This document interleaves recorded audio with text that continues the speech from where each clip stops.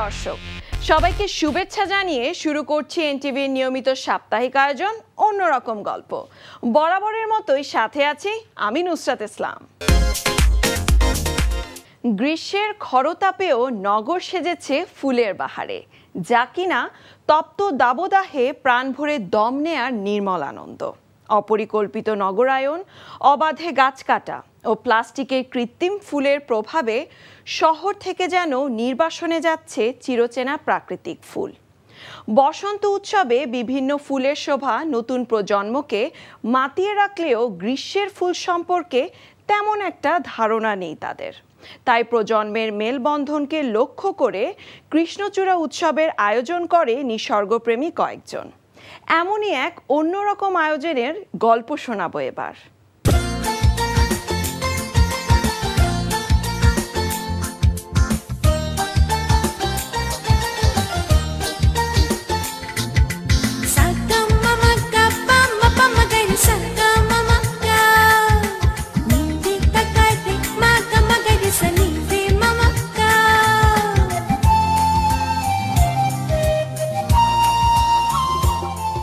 এসেছো তাই কৃষ্ণচূড়া ঠিকই লাল হয়েছে, হয়েছে রঙিন, আরো বর্ণিল, যেন রঙের বিচ্ছুরণ। কৃষ্ণচূড়া লাল হয়েছে ফুলে ফুলে, তুমি আসবে বলে, রংধনুটা ছুঁয়েছে আকাশ নীলে, তুমি আসবে বলে। বিভেদের এই পৃথিবীটা কখনো রঙিন হবে কিনা কেউ জানে না, তবে ঢাকা নগর যেন রঙিন হয়ে আছে গ্রীষ্মের পুরাটা সময় জুড়ে।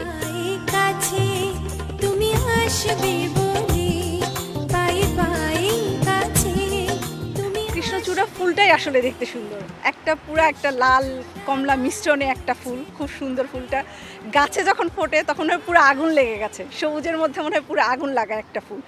আর আমাদের আসলে চন্দ্রিমা উদ্যান বা রাস্তার পাশে যে গাছগুলো আছে, এই গাছগুলোতে যখন ফোটে পরপর গাছগুলো দেখতে অদ্ভুত একটা সুন্দর একটা দৃশ্য।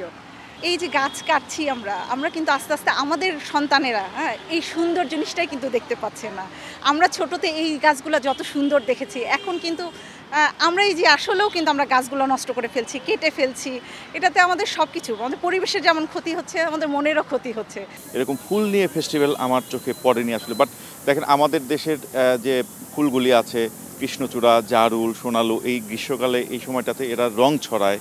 তারপরে সিজনাল যে ফুলগুলো আছে, শিমুল, পলাশ, শাপলা, কাশবন, এই ফুলগুলি নিয়ে আসলে ওইভাবে আমি কোনো প্রোগ্রাম হতে দেখিনি। যেই কারণে আমার মনে অনেক দিন ধরেই একটা আকুতি ছিল যে এই ফুলগুলো নিয়ে কোনো কিছু করা যায় কিনা, যেহেতু আমাদের দেশটাকে সুন্দর করে দিচ্ছে এই ফুলগুলি।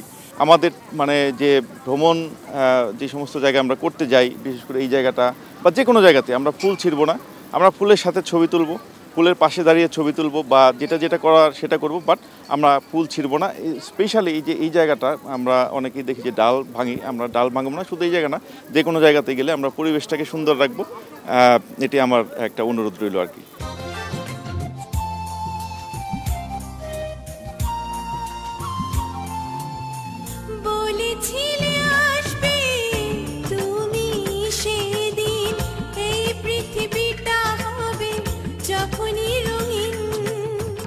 নগরীর চন্দ্রিমা উদ্যান, মানিক মিয়া অ্যাভিনিউ, হাতির ঝিল ও হাইকোর্ট চত্বর সেজেছে গ্রীষ্মের বাহারি ফুলের দোলাচলে। খরতাপের এই সময়ে ফুলের সাজগোজে নগরবাসীর দারুণ সময় কাটছে প্রিয়জন কিংবা প্রিয়তির সাথে। পতাকার মাঝখানে, সবুজের মাঝখানে লাল বৃত্ত যেটা, আর কৃষ্ণচূড়ার কালারটাও সেম লাল। তো গরমের মধ্যে যখন এই জায়গাটার মধ্যে আসি, গাছ দিয়ে ভরা আর লাল হয়ে থাকে পুরো রোডটা, রাস্তার মধ্যে ফুল পড়ে থাকে, খুবই ভালো লাগে দেখতে জিনিসটা আসলে। আর মন খারাপ থাকলে এখানে এসে বসে থাকলে মন ভালো হয়ে যায়। প্রকৃতির একটা প্রেম লুকিয়ে আছে, আমাদের প্রকৃতির সাথে আমাদের পতাকার যে একটা মিল, সেই মিল বন্ধনটা কৃষ্ণচূড়ার মাঝে খুঁজে পাওয়া যায়, সবুজের মাঝে লাল। আর কৃষ্ণচূড়া আসলে আমাদের দেশীয় ঐতিহ্যের একটা অংশ। আর আমাদের হচ্ছে এই গরমের সিজনে এই ফুলটা খুব বেশি ফোটে, বেশ ভালো করে ফোটে। যখন এই ফুলটা ফোটে খেয়াল করে দেখবেন যারা প্রকৃতি প্রেমী, যখন ফুলটা রাস্তায় পড়ে পাপড়িটা বিছিয়ে থাকে, জাস্ট আসলে মানে যত মনের বিষাদ দুঃখ সব ক্লান্তি মনে হয় যেন ভুলে যাই। আমরা আসলে সব কিছু এখন ইন্টারনেট নির্ভর হয়ে যাচ্ছে, আর্টিফিশিয়াল সব কিছুতে আমরা আকৃষ্ট হয়ে যাচ্ছি। যেটা বললেন যে আর্টিফিশিয়াল ফুল, আর্টিফিশিয়াল গাছ, এটা যাতে না হয়, আমরা আমাদের ইনডোর প্ল্যান্ট দিয়ে আমাদের ইনডোরে বা বারান্দায় ছোট করে সবাই বাগান করতে পারি, যাতে করে প্রকৃতি প্রেমটা আরও বেশি আমাদের মধ্যে তৈরি হয়।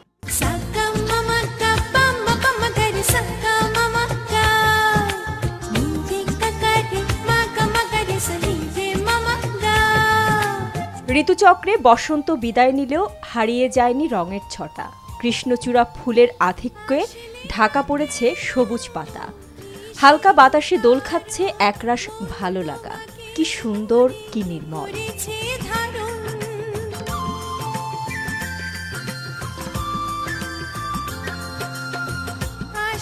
রুক্ষ গ্রীষ্মকে কোমল করতে জুড়ি নেই প্রকৃতির এই সৌন্দর্য। সেজেছে উৎসবের রঙে, গাছের পাতাও যেন হেসেছে রং মেলে। কৃষ্ণচূড়া লাল হয়েছে ফুলে ফুলে, তুমি আসবে বলে, তুমি আসবে বলে, রং ধনুটা ছুঁয়েছে আকাশ নীলে, তুমি আসবে বলে, রং ধনুটা ছুঁয়েছে আকাশ নীলে, তুমি আসবে বলে।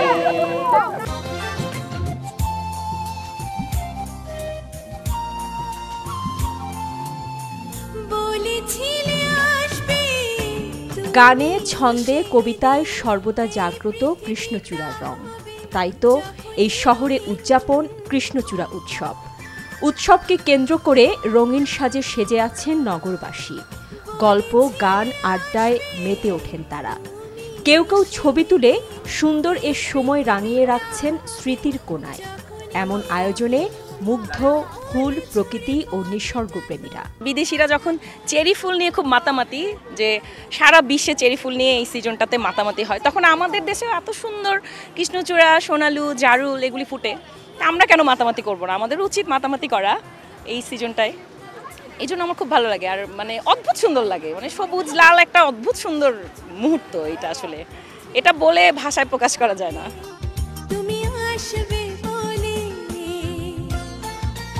প্রকৃতির এই সুন্দর সময়কে উদযাপনে মে মাসে প্রথম সপ্তাহে জাতীয়ভাবে কৃষ্ণচূড়া উৎসব আয়োজনের দাবি জানান আয়োজকরা।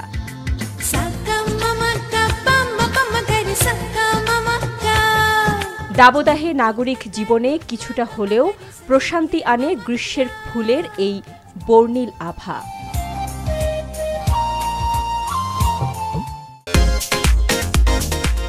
বিশ্ব রাজনীতি, অর্থনীতি ও ভৌগোলিক অবস্থানের ভিন্নতার কারণে তুরস্ক বরাবরই আলোচিত। উচ্চ শিক্ষার্থে দেশটিতে গিয়ে নিজেদের প্রতিভা ও মেধার স্বাক্ষর রাখছেন বাংলাদেশের শিক্ষার্থীরা। সেরাদের সেরা হিসেবে অনন্য রেকর্ড গড়েছেন বাংলাদেশের। অর্জন করছেন সে দেশের প্রেসিডেন্ট গোল্ড মেডেল। এভাবে বিশ্বের বহু দেশের শিক্ষার্থীদের সামনে তুলে ধরছেন লাল সবুজের পতাকা, সমুজ্জ্বল করছেন দেশের ভাবমূর্তি। লাগানো ফলাফলে হইচই পড়ে যায় দেশটিতে। বিভিন্ন দেশের পতাকার মাঝে তখন সগর্বে ওড়ে লাল সবুজের পতাকা।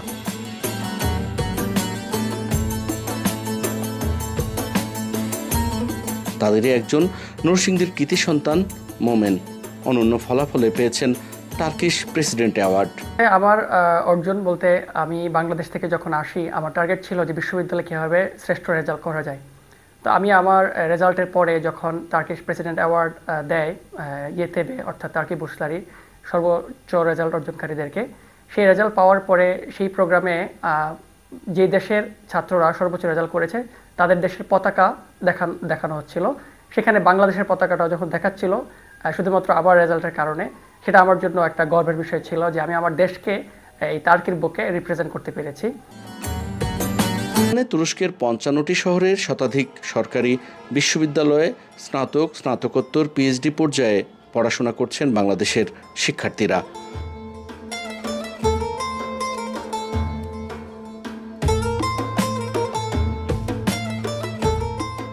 অদম্য মেধাবীদের আরেকজন আইয়ুবুর রহমান ছিলেন মাদ্রাসা শিক্ষার্থী। জাহাঙ্গীরনগর বিশ্ববিদ্যালয়ের আন্তর্জাতিক সম্পর্ক বিভাগে অধ্যয়নকালেই তুরস্ক সরকারের বৃত্তি নিয়ে চলে আসেন ইস্তানবুলে। অধ্যয়ন করছেন এখানকার ফাতেহ সুলতান মাহমুদ বিশ্ববিদ্যালয়ে।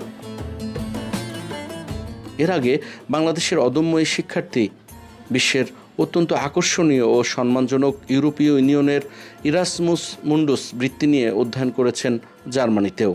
তো বাংলাদেশের স্টুডেন্টেরা অনেক মেধা, এখানে তাদের লক্ষ্য থাকা উচিত বাংলাদেশ নিয়ে কাজ করা। বিশেষ করে বাংলাদেশে অনেক ফিল্ড আছে, যে সাবজেক্টে পড়ুক না কেন সবাই ওই ফিল্ডে যদি কাজ করতে পারে তাহলে সে সফলতা হবে। বিশেষ করে আমাদের বাংলাদেশের স্টুডেন্টেরা বিসিএস মুখী হয়, সেই ক্ষেত্রে যদি তারা একটু নিজেদের একাডেমিক লাইনটাকে শক্তিশালী করে ওই ফিল্ডে কিছু কাজ করতে পারে, বিশেষ করে থিসিস বা আন্তর্জাতিক জার্নালে তাদের গবেষণাগুলো প্রকাশ করা, সেক্ষেত্রে সে আরও বেশি অপরচুনিটি পাইতে পারে।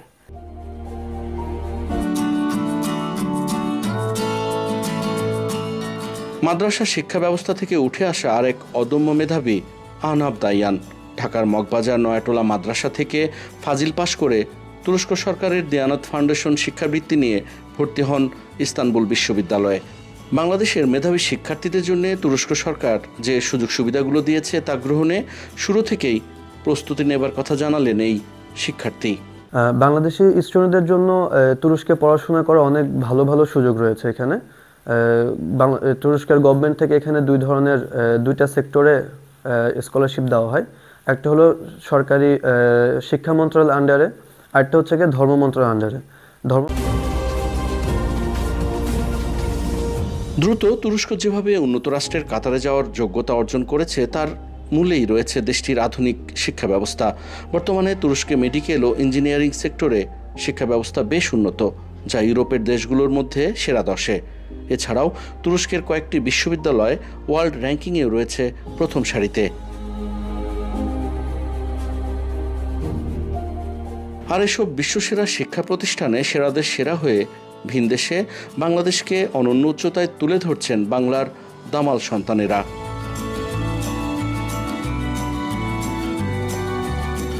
আধুনিক ও উচ্চশিক্ষার আলোয় আলোকিত হয়ে নিজেরাও বদলে দিতে চান প্রিয় মাতৃভূমিকে, জ্ঞানের উজ্জ্বল আলোয় আলোকিত করতে চান বাংলাদেশকেও।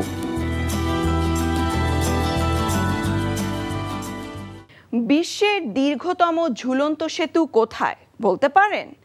এতদিন যেখানেই থাকুক না কেন এখন সেটা চেক রিপাবলিকে বলাই যায়। সম্প্রতি উদ্বোধন করা হলো পৃথিবীর দীর্ঘতম এই সেতুটি।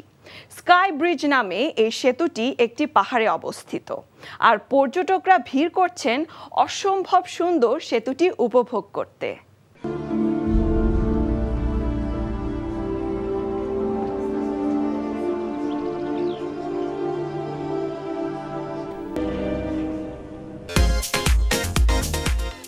মাঝ আকাশে পাইলট অসুস্থ হয়ে পড়েছে, উড়োজাহাজে রয়েছে অসংখ্য যাত্রী। কি অবস্থা হবে তখন ভাবতে পারছেন? ভাবার কোনো অবকাশই নেই।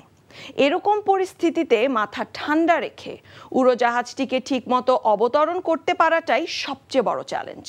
এরকমই এক ঘটনায় সাধারণ এক যাত্রীর সহায়তায় রক্ষা পান সবাই।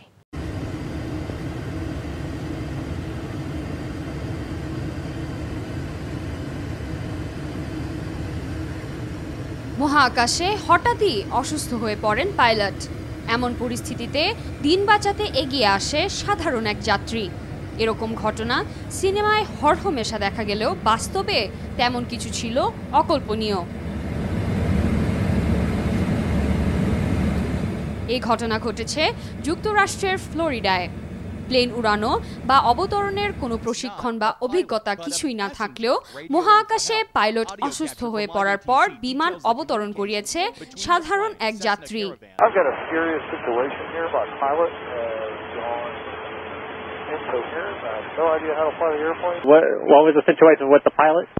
He is incoherent. He is out. Maintain wings level and just try to follow the coast, either north or southbound. We're trying to locate. মূলত এয়ার ট্রাফিক কন্ট্রোলের পরামর্শ মেনেই প্লেন অবতরণ করিয়েছেন একজন অনভিজ্ঞ যাত্রী। বিমানের অবস্থান জেনে সেটিকে পাম বিচ আন্তর্জাতিক বিমানবন্দরে অবতরণের নির্দেশ দেয় ATC. information on it? You guys got any ideas on that? আর অনভিজ্ঞ সেই যাত্রীকে অবতরণের খুঁটিনাটি বলতে থাকেন এটিসির কর্মীরা। তবে ওই ব্যক্তির পরিচয় এখনো জানা যায়নি। প্লেনের পাবলিক ফ্লাইট রেকর্ডিংয়ে কেবল অজ্ঞাত পরিচয় ব্যক্তির কণ্ঠস্বর শোনা যায়। বয়স মাত্র 8 বছর, তাতেই রং তুলি দিয়ে বাজিমাত। খুদে এই শিল্পী খেতাব পেয়েছে গ্লোবাল প্রডিজি অ্যাওয়ার্ড। তৈরি করে চলেছে একের পর এক শিল্পকর্ম। কেমন ছিল সেগুলি তা বলে দেয়া যায় দর্শকদের উপস্থিতি দেখলেই। চলুন দেখে আসা যাক খুদে শিল্পীর কাজ।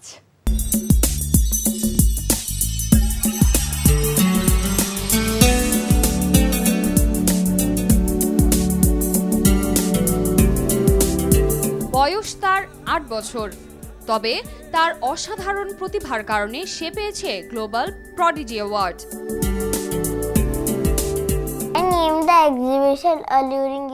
আমি আমার চিত্রগুলো অন্যভাবে তুলে ধরেছি, তাই আমার এবারের সংগ্রহের নাম এলুরিং ইলিউশন। আমার সবসময় এই ব্যাপারগুলো নিয়ে আগ্রহ ছিল, ইচ্ছে ছিল এগুলো নিয়ে কাজ করার।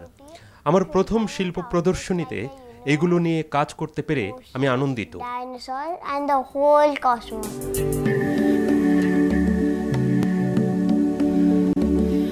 2020 সালে এই খেতাব পায় ছোট এই শিশু, তার নাম অদ্বৈত কোলারকার। প্রথমবারের মতো লন্ডনে একক শিল্পী প্রদর্শনী করতে যাচ্ছে অদ্বৈত। One small painting a few minutes and big painting. কালো আমার পছন্দের রং। আমার মনে হয় কালো রং ব্যবহার করলে আমি সব রং ব্যবহার করেছি, কেননা আমরা যদি সবগুলো রং মিশাই তাহলে আমরা কালো রং পাবো।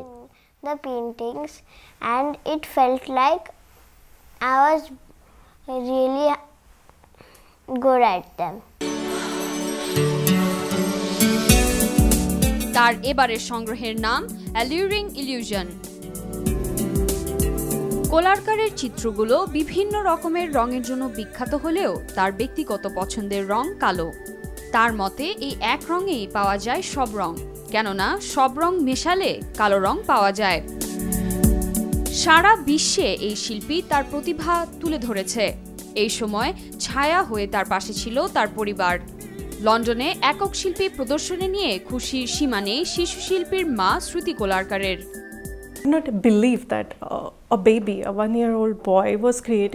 ছোটবেলা থেকেই এসব নিয়ে তার অনেক আগ্রহ ছিল। আমি তখন থেকেই তাকে সমর্থন করেছি। তার হাতে ক্যানভাস আসার পর থেকে সে তার প্রতিভা ভালোভাবে তুলে ধরতে পেরেছে। He had tools like canvases and colors. He never stopped. His passion is still the same, and like he has a natural sense of color, composition, form, which is quite unusual. He is just like a normal kid otherwise, but painting, his love for painting sets him apart from other kids, and his art is very raw and natural. It doesn't have any influence of other artists. তার লন্ডনের প্রদর্শনী চলবে 12 থেকে 22 মে পর্যন্ত। এই প্রদর্শনীর পর কোলারকার লাস ভেগাসে পাড়ি জমাবেন তার আরেকটি প্রদর্শনীর জন্য। চলে এসেছি অনুষ্ঠানের একেবারে শেষ প্রান্তে। প্রতি সপ্তাহে দেশ বিদেশের বিস্ময়কর ও মজার সব খবর নিয়ে দেখা হবে আবারও। কেমন লাগলো আমাদের আয়োজন বা কোনো পরামর্শ থাকলে জানাতে পারেন চিঠি লিখে। আমাদের কাছে চিঠি লেখার ঠিকানা প্রযোজক অন্যরকম গল্প, এনটিভি, বিএসসিসি ভবন, 102 কাজী নজরুল ইসলাম এভিনিউ, কারওয়ান বাজার, ঢাকা 1215। দেখা হবে আবারও আগামী সপ্তাহে বুধবার সন্ধ্যা 6টা 45 মিনিটে। সে পর্যন্ত ভালো থাকুন, সুস্থ ও নিরাপদে থাকুন।